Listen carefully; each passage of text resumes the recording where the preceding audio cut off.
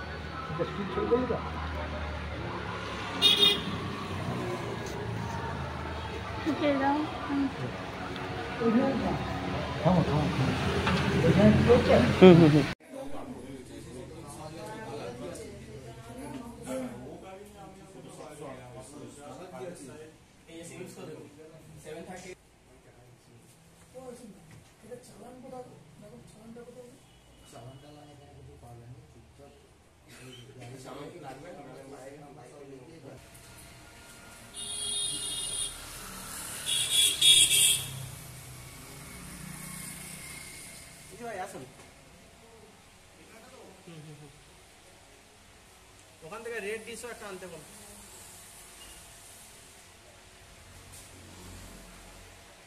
পাপা একটু সরান।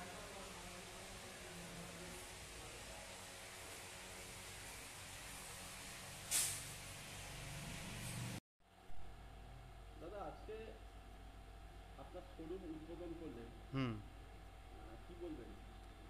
দেখুন, অ্যাকচুয়ালি শ্যামপুরে আমাদের আরও শোরুম আছে। সে জায়গা থেকে আমরা সোসাইটিতে একটা শোরুম উদ্বোধন করলাম। এখানকার মানুষের সাহায্যে এখানকার আরও যারা রয়েছে আমাদের হেল্পিং হ্যান্ড, তাদের নিয়েই আমরা একটা উদ্বোধন করেছি এখানে। তো আশা করছি ভালোই হবে।